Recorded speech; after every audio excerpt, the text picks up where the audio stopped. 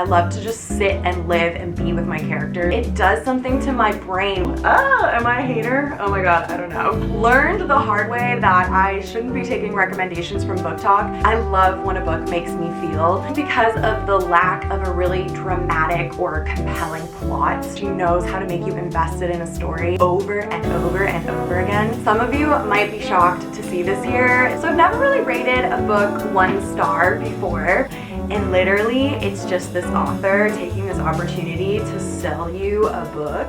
Hello everybody, welcome to a new video. Today, we're gonna talk all about the best and the worst books of 2023. I had a reading goal on my Goodreads account for 2023 and I wanted to read 25 books and I read exactly 25 books last year, so yay, go me. And there were definitely some books that really stood out to me from the year in good ways and bad, so we're gonna talk about those today. First, I just want to talk a little bit about my year in books. So in 2023, I read 25 books and I read 13,221 pages. I love a long book. The more pages, the better. I love a series. I love to just sit and live and be with my characters for as long as possible. So that ends up being a lot of pages read at the end of the year. The shortest book that I read was This Time Tomorrow by Emma Straub. It was 310 pages. And the longest book that I read was Kingdom of Ash by Sarah J. Maas, which is 980 pages. And I'm actually going to talk about both of those books in this video, so stay tuned. The average book length for me in 2023 was 528 pages. And my average rating for books was 3.3 stars, which sounds kind of cutthroat. I think maybe I'm a little bit harsh. If you guys don't know, I took English in university. I literally went to school to critique books, and part of that education was having to read through books and pull out things that I liked or didn't like and compare different things. And so I just think it's in me, it's in my nature to be a little bit critical of books. But 3.3 stars as an average is pretty low. Am I a hater? Oh my god, I don't know. So out of all the books that I read this year, I only ranked 2 of them 5 stars. I also ranked 2 2 stars and 1 1 star. So we're going to talk about all of those today, as well as some honorable mentions. So let's start with the good. I loved 2 books this year, and they both kind of took me by surprise. One of them is a genre that I'm not even usually into, and that one is Love and Other Words. Love and Other Words is a book by Christina Lauren. This is actually 2 separate authors, Christina and Lauren. I think it's so interesting that people could write a book together. I'm so curious about their workflow and what that actually looks like. This is a romance novel slash love story. I'd say it's kind of YA, and that's not typically the type of book that I like to read. What I've always said is that I love there to be love and romance in books. Like, who doesn't like that? But I typically don't like it when the book focuses on that. I prefer it if it's just a part of the story. Maybe it's happening in a historical fiction book or in a fantasy book and there are other things going on and the love part is just a part of that story. This book is just fully about the romance and I ate it up. I loved it. I honestly think that this is a perfect book. As I was reading this, I would have to take moments at the end of chapters to just sit and think about what I just read and feel all of the feelings about everything that the characters were going through. I could just really feel their emotions. I love when a book makes me feel. Usually I love when books make me feel sad. And this book had moments of that, but it also had moments of love, just the feeling of being young, and it did an amazing job at kind of pulling all sorts of different kinds of emotions out of me. This is a story about a couple. It's a then versus now. The then is from when they were teenagers and when they first met and how their love story sort of started and grew. And the then part goes until they're kind of older teens, and then something happens and they end up splitting up. And the now is many years in the future. Both of them have new lives, they have new partners, and they bump into each other on the street. And it sort of kickstarts this new story between the 2 of them, and they're just drawn together by their previous connection. The ending of this book is so lovely, you guys. I feel like it just ties everything up perfectly. I couldn't have been happier. Right down to the actual book itself. It's the perfect size, the perfect weight. You can read it without it feeling heavy. You can read it with one hand because of the flexibility. The pages and the quality of the paper itself is so nice. I literally loved every single thing about this book, and I highly recommend it to anybody who's looking for just a really good, easy read that has a little bit more to it than just a traditional romance novel. The second 5-star book that I read this year here was The Invisible Life of Addy Laroo. I didn't really know what to expect from this book. I had seen it be recommended a couple of times on Book Talk, and I learned the hard way that I shouldn't be taking recommendations from Book Talk. Everyone has such different opinions when it comes to books. People really like different things in their reading, and a lot of books that I read because of recommendations on TikTok I really didn't like. So I've tried to become a little bit more conscious of doing a little bit more research and not just taking people's words off TikTok. So it took me a while to actually pick this up, but when I finally did and I started to read it, I absolutely fell in love with the author, V.E. Schwab. I'm really looking forward to reading some of her other books. Her writing style is so beautiful. It's almost like poetry in a way. When I was in university and I would be reading books for papers that I was going to be writing, I would be going through the books with a highlighter and highlighting things that I felt like were important to pull out of the book so that I could talk about them later. And this is the first time since university that I've actually read a book where I wish that I had a highlighter with me or like a pen or something so that I could underline words in the book to go back and look at them later. There are some beautiful phrases in here. There's some beautiful imagery. The way that she writes is just so lovely. It does something to my brain where it just makes me feel calm and happy. So Addy Laroo is a book about a girl who in the 1600s, I believe, makes a deal with the devil. She makes a Faustian bargain. Her parents are trying to force her to get married, and all she wants is freedom. She wants to be able to live her own life, a life of her choosing. So the devil grants her her freedom, and he does this by giving her immortality, but what he takes from her is the ability for her to be remembered by anyone else in her life. So as soon as she leaves the presence of anyone that she's with, whether that be her parent or someone she bumped into on the street or someone she has a drink with in a bar, as soon as they fall asleep or they leave the room, they forget everything about her. They forget completely that she exists.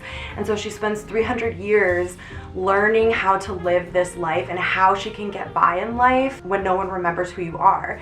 Because for example, if she rented a room somewhere, the person who she gave the money to for the room would forget that she had paid them, and she would end up getting evicted and kicked out of places. So she had to figure out a way to live this new life.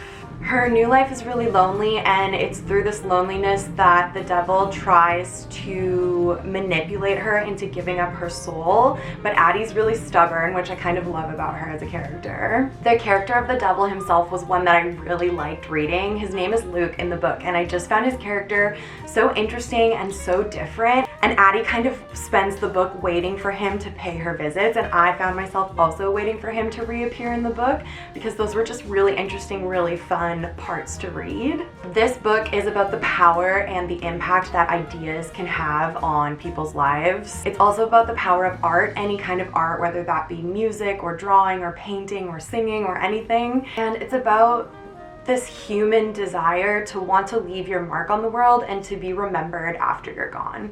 It's really beautiful. I found myself taking my time as I read it because I didn't want it to end. I will say that there isn't a ton of plot in this book. It's a little bit of historical fiction because we do go back in time a lot, and I did also really enjoy reading about the past, but I wouldn't say it's fully historical fiction either. I kind of think it's boundary jumping because there is a little bit of romance.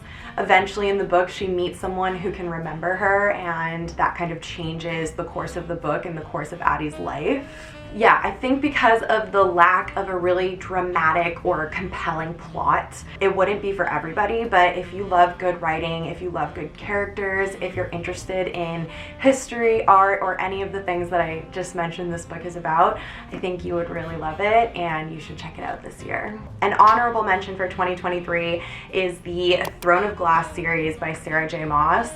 I read a ton of Sarah J. Maas in 2022. I read all of ACOTAR. I read the Crescent City, is that what it's called, series? And then I started reading Throne of Glass, and I finished reading the series at the beginning of last year. And now that it's been almost a year since I read that series, I honestly believe that Throne of Glass is probably one of the best fantasy series that I've ever read. Fantasy is a genre that I really enjoy, and I believe there are 8 or 9 books in the Throne of Glass series, and they are big boys. Like that 980 page book that I read last year was the finale, Kingdom of Ash. You get a lot in each book and you get a lot of books. What more could you ask for, honestly? Sarah J. Maas knows how to write characters. She knows how to make you invested in a story, and I believe I gave all of them 4 stars, except for maybe Tower of Dawn, which I felt like maybe didn't need to be its whole own entire book. But yeah, it's just a great series. If you're looking to get into fantasy, I think that that's a great place to start. If you already like fantasy books and you haven't read Throne of Glass yet, you need to get on it. Those were definitely some of my favorite books that I read this year, and yeah, some of my favorite fantasy books I think I've read ever. So those are some of the books that I liked best this year. Let's talk about some of the books that I didn't like. So I have two star books to talk to you guys about. So the first one is this one right here. This is Tomorrow by Emma Straub. I actually got this as a gift for my birthday last year. This is a time travel book. So the main character is a woman in her 40s. She's time traveling back to the night of her 16th birthday, and this progression of time travel from 40 to 16, 40 to 16, back to the same night over and over and over again is so boring to me. I'm not a big time travel person for this reason. I feel like if you're gonna do time travel in a book, it's really tough to get it right, to make it interesting and to make the reader want to go back in time to the same place over and over again. Something has to be compelling enough to do so, and I just didn't feel like this book had that in it.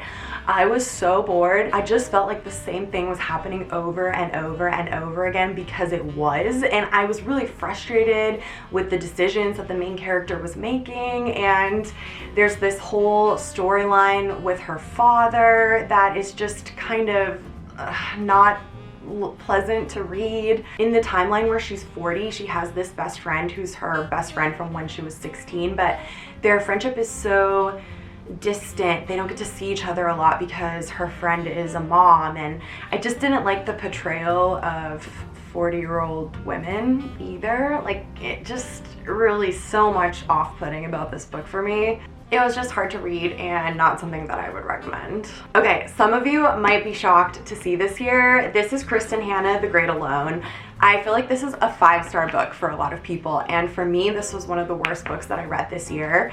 Nothing against Kristen Hanna and her writing at all. I think the book was really well written, but the thing is, the main character in this book, she has the hardest life. So many bad things happen to her throughout the book. Look how long this book is, and it is just devastation after devastation after devastation after devastation, and there is no happy ending. Like, this book doesn't give you anything. And the thing is, it's so well written that all of these horrible things that are happening to the main character are just so hard to read because it just seems so real. It was just too sad for me. I love a sad book. Like, I love a book that can make me cry, but I personally couldn't handle all of the terrible things that happened to the main character in this story. So if you're looking for a book that's just dagger after dagger after dagger, this is really well written, so you might like it, but for me, this was a 2-star book. So I've never really rated a book 1 star before because I always had in my mind that I was saving 1 stars for DNFs. With the reading challenge, I do find myself finishing books that I really don't enjoy because I want to be able to check it off my list and say that I read it and have it count towards my numbers at the end of the year. That's basically what happened with this book right here, Twisted Love. This was a TikTok recommendation. This book was so bad that I gave it a 1 star. Even though I finished it, I feel like maybe if it wasn't for my reading goal, it may have been a DNF. The writing here is awful. The romance is awful. Everything about this book is so bad. I feel like the book boyfriend in here is awful. His best friend asks him to look out for his sister and he ends up going after her. And the sister is really like naive, and it's just really unrealistic, the relationship that they have with each other. The book boyfriend, Alex, him as a person, I feel like is very unrealistic as well. Like, there aren't really people like that out in the real world. He was almost like a superhero villain, but you're supposed to like him. everything about this book was bad. The characters, the story, the writing, all of it, terrible. Don't put yourself through this. Don't let TikTok trick you like it ticked me, and stay away from Twisted Love. One more honorable mention that I just thought of that I think I also ranked 2 stars was this book, A Soul of Blood and Ash. Guys, these authors are coming for your money. This reminded me so much of the Twilight book that was from Edward's perspective. What was that called? Midnight Sun. Another book that really frustrated me. So basically this book, A Soul of Blood and Ash, same thing as Midnight Sun. They are books from a series that are told from a different perspective. So the Blood and Ash series is told from the perspective of the female character in the book, and A Soul of Blood and Ash is this first book from this book series told again, but from the male's point of view. And I think there's so much potential to writing a book like that. You have all of these opportunities to create so much depth and to give so much more meaning to the different things that happen in the story and to the relationship of the 2 characters, and this was so hard to read because you learn nothing new. It's as if you're just reading the first book all over again. It's hard to even keep track of the fact that you're reading it from a different point of view than what you're used to. You don't gain any new information into the story, into the relationship between the 2 characters. These books have spice in them and there's no extra spice. Like, it's just not worth it to me to have to sit through the 600 pages or whatever, however many pages long this book is, over again, hoping and waiting for new information to emerge, and nothing ever comes.